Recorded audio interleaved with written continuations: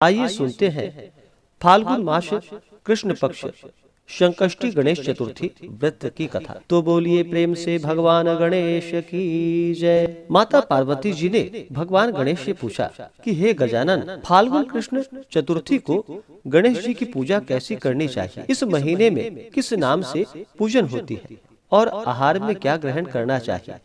गणेश जी ने कहा कि हे माता, फाल्गुन चतुर्थी को हेरंब नाम से गणेश जी की पूजा करनी चाहिए।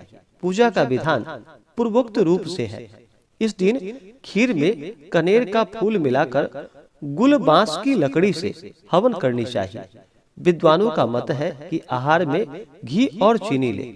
इससे संबंधित एक पूर्व काल इतिहास आपको सुनाता हूँ। जबकि युधिष्ठिर के प्रश्न के उत्तर में जैसे श्री कृष्ण जी ने कहा था, उसे मैं सुनाता हूँ। श्री कृष्ण जी ने कहा, प्राचीन काल में युवनाश्व नामक एक राजा हुआ। वे धर्मात्मा, उदार दाता, देवताओं एवं ब्राह्मणों के पूजक थे। उस राजा के राज्य में विष्णु शर्मा नामक एक तपस्वी ब्राह्मण रहते थे। वे वेद वेत्ता एवं धर्म शास्त्रज्ञ थे। उनके 7 पुत्र हुए जो सभी धन धान्य से समृद्ध थे, परंतु पारस्परिक कलह के कारण सब अलग अलग होकर रहने लगे। विष्णु शर्मा प्रत्येक पुत्रों के घर में कर्मशः एक एक दिन भोजन करते थे। बहुत दिन बीतने के बाद वे बूढ़े होकर कमजोर हो गए। वृद्ध होने के कारण उनकी सभी बहुएं उनका अनादर करने लगी। वे तिरस्कृत होकर रोते रहते थे। एक समय की बात है कि विष्णु शर्मा गणेश चतुर्थी व्रत रह करके अपनी बड़ी पुत्र वधू के घर गए। उस ब्राह्मण ने कहा कि हे बहुरानी, आज मैं गणेश जी का व्रत हूँ, तुम पूजन सामग्री जुटा दो। गणेश जी प्रसन्न होकर प्रचुर धन देंगे। अपने ससुर की बात सुन बहू कर्कश स्वर में बोली, मुझे घर में कामों से फुर्सत नहीं, फिर इन झमेलों में हमें नहीं पड़ना, मेरे पास समय कहाँ है। हे ससुर जी, आप हमेशा ही कोई न कोई नाटक रचते हैं। आज गणेश जी का बहाना लेकर आप आ पहुँचे हैं। मैं गणेश व्रत नहीं जानती हूँ और न तो गणेश जी को ही जानती हूँ। आप यहाँ से खिसकिए।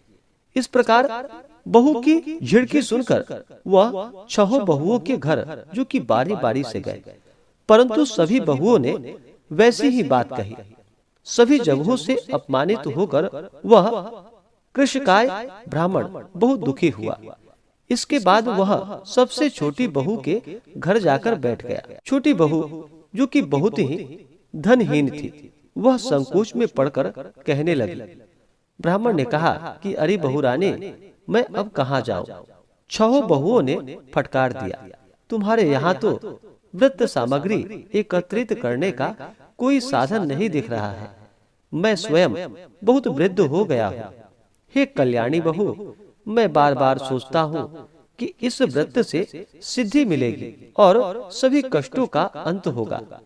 अपने ससुर की बात को सुनकर छोटी बहू कहने लगी, आप इतने दुखी क्यों हो रहे हो? आप अपनी इच्छा के अनुसार व्रत कीजिए। मैं भी आपके साथ संकट नाशन व्रत को करूंगी। इससे हमारे दुखों का निवारण होगा। इतना कहकर छोटी बहू घर से बाहर जाकर भिक्षा मांग लाई। अपने और ससुर के लिए अलग अलग लड्डू बनाया। चंदन, फूल, अक्षत, फल, धूप, दीप, नैवेद्य और तांबूल उसने अलग अलग करके ससुर के साथ पूजन किया। पूजन करने के पश्चात उसने ससुर को सम्मान पूर्वक भोजन ग्रहण करवाया। भोजन के अभाव में स्वयं कुछ न खाकर जो कि उसकी निराहार रह गई। हे देवी, अर्धरात्रि के बाद उसके ससुर विष्णु शर्मा को कैदस्त होने लगे, जिससे उसके दोनों पैर पर छींटे पड़ गए। उसने ससुर के पैर धुलवाकर शरीर पोंछे। वह शोक करने लगी कि मुझ हतभागिनी के कारण आपकी ऐसी दशा क्यों हुई? रात को अब मैं कहाँ जाऊं? मुझे आप कोई उपाय बतलाइए। रात भर विलाप करते रहने के कारण अनजाने में उसका जागरण भी हो गया और फिर सुबह हो गई। छोटी बहू क्या देखती है कि उसके घर में हीरा, मोती और मणियों का ढेर पड़ा है, जिससे घर प्रकाशित हो रहा था। अब उसके ससुर का जो कि कैदस्त भी बंद हो चुका था, आश्चर्य में पड़कर बहू अपने ससुर से पूछने लगी, यह क्या बात है, यह संपत्ति किसकी है? अरे इतना मणि मूंगा आदि मेरे घर में कहाँ से आए? क्या कोई हम लोगों को चोरी में फंसाने के उद्देश्य से तो घर में नहीं डाल गया? पतोहू की बात सुनकर ब्राह्मण कहने लगा कि हे कल्याणी, यह सब तुम्हारी श्रद्धा का फल है। तुम्हारी भक्ति से गणेश जी ने तुम पर प्रसन्न होकर के और इस व्रत के प्रभाव से गणेश जी ने तुम्हें इतनी संपत्ति प्रदान की है। बहू कहने लगी कि आप धन्य हैं, गणेश जी धन्य हैं, आपकी कृपा से ही गणेश जी प्रसन्न हुए हैं। मेरी दरिद्रता दूर हो गई, घर में अतुल संपत्ति आई और आपकी कृपा से मैं भी धन्य हुई। इस प्रकार वह ससुर से बार बार कहने लगी। अब छोटी बहू के घर में अपार संपत्ति को देखकर अन्य सभी बहुओं के क्रोध की सीमा न रही। उन्होंने कहा कि बूढ़े ने अपने संपूर्ण संचित धन को इसे दे डाला। बहुओं के पारस्परिक कलह को देखकर विष्णु शर्मा डरकर कहने लगे, इसमें मेरा कोई दोष नहीं, केवल इस व्रत के प्रभाव से गणेश जी ने प्रसन्न होकर छोटी बहू को यह सब दिया है। गणेश जी ने कुबेर जैसी संपत्ति प्रदान की है। हे बहुओं, मैंने तुम्हें पहले तुम्हारे घर जाकर जो कि व्रतानुष्ठान का तुमसे अनुरोध किया था, परंतु तुम लोगों ने मुझे दुत्कार दिया। छोटी बहू ने भिक्षा मांग करके पूजन सामग्री जुटाई। इसके करने से गणेश जी ने प्रसन्न होकर इसे संपत्ति प्रदान की है। गणेश जी कहते हैं कि गिरिराज कुमारी उस ब्राह्मण के 6 पुत्र दरिद्री, रोगी और दुखी हो गए। केवल छोटा पुत्र ही इंद्र के समान भाग्यशाली बन बैठा।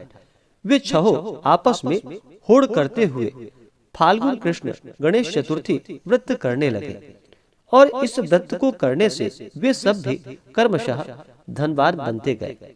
इसी प्रकार दूसरे लोग भी जो इस व्रत को करेंगे, उनका घर भी धन और धान्य से भरा पूरा रहेगा। श्री कृष्ण जी कहते हैं कि हे पुरुषोत्तम युधिष्ठिर, गणेश चतुर्थी व्रत के प्रभाव से राज्य की कामना करने वाले को राज्य की प्राप्ति होती है।